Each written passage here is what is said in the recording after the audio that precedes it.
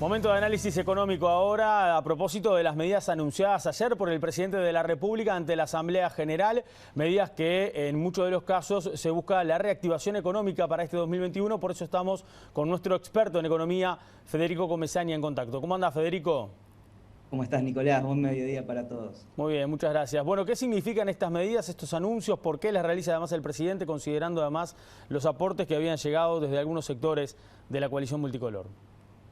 Sí, estamos en un contexto donde, para poner esto en la perspectiva, estamos en un contexto de caída de la actividad económica durante el último año, una caída que se espera con los datos que se van a conocer en los próximos días, que haya sido más pronunciada de lo que se esperaba en un primer momento, cuando el gobierno delineó su respuesta para mitigar las consecuencias de la crisis financiera sobre la economía y sobre la sociedad, la emergencia social generada a partir de esto.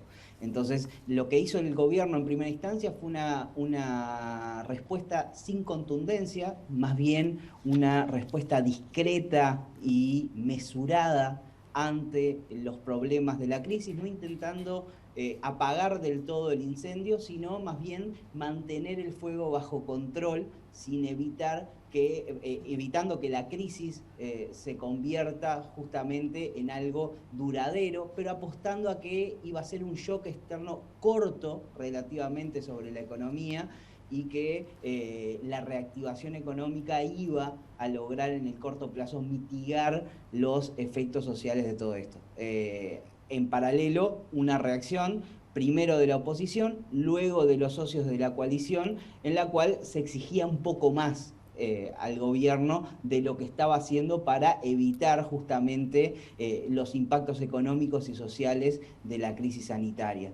Y la respuesta surge justamente de esa búsqueda de una mayor participación del Estado en las soluciones. Tenemos medidas de tres tipos. Medidas que buscan mitigar la emergencia social. Por ahí entran, bueno, la duplicación del monto de asignaciones familiares para marzo y abril. Esto es, pasan de los alrededor de 1.000 pesos que son por hijo a 2.000 pesos, la asignación por tiempo limitado, aumento del 60% de la canasta alimenticia, que de 1.200 que son ahora pasa casi a 1.900, un poquito más.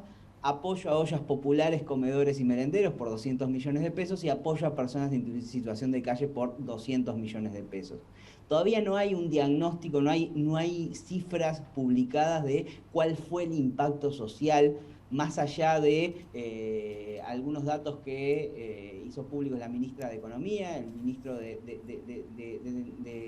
Trabajo, sobre estadísticas de pobreza, aunque todavía no son contradictorias. La ministra hablaba de entre 2 y 3 puntos de aumento, el ministro hablaba de 4. En definitiva, entre 70.000 y 140.000 personas que atravesaron la línea de pobreza. Esto no va a revertir esa realidad.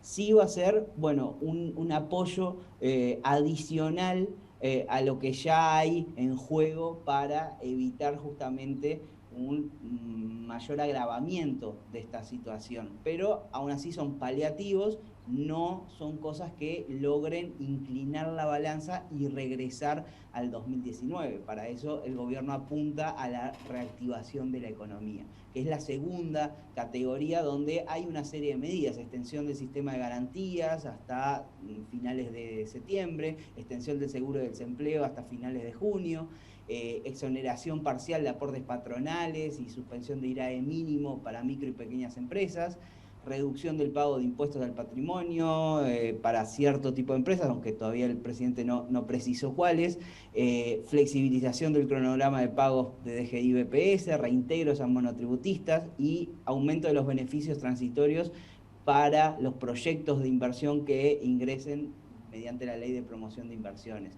Todo esto busca de alguna forma dinamizar, pero sobre todo evitar la destrucción de empleos y evitar que nuevas empresas cierren. Es decir, empresas que tienen problemas de liquidez y no de solvencia, de alguna manera inyectarle un poquito más de aire. No mucho, pero sí un poquito más, que en algunos casos puede llegar a hacer la diferencia. Y lo último, donde estaba quizás el as que se guardaba bajo la manga el presidente, son anuncios de inversiones, impulso de inversión pública e infraestructura por 1.200 millones de dólares.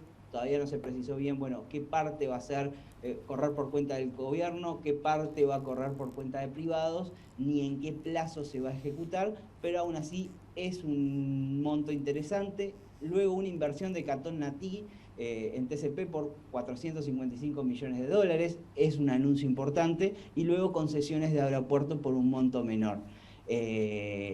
Todo esto, digamos, de alguna manera apuntalando la intención del gobierno de que sea la inversión y en particular el rol de los privados lo que termine de devolver a la economía a los niveles de 2019, que los analistas esperan que no se produzca ni este año ni el que viene, sino recién 2023 tengamos indicadores similares de actividad a los que teníamos anteriores a la pandemia. Bien, Fede, gracias. Vamos a estar, obviamente, siguiendo de cerca cómo se van a terminar de implementar, ¿no? De hecho, los socios de la coalición también han planteado esto luego de conocido los anuncios por parte del presidente de la República. Hasta la próxima. Que pasen bien, hasta luego. Y recién Federico justamente lo mencionaba.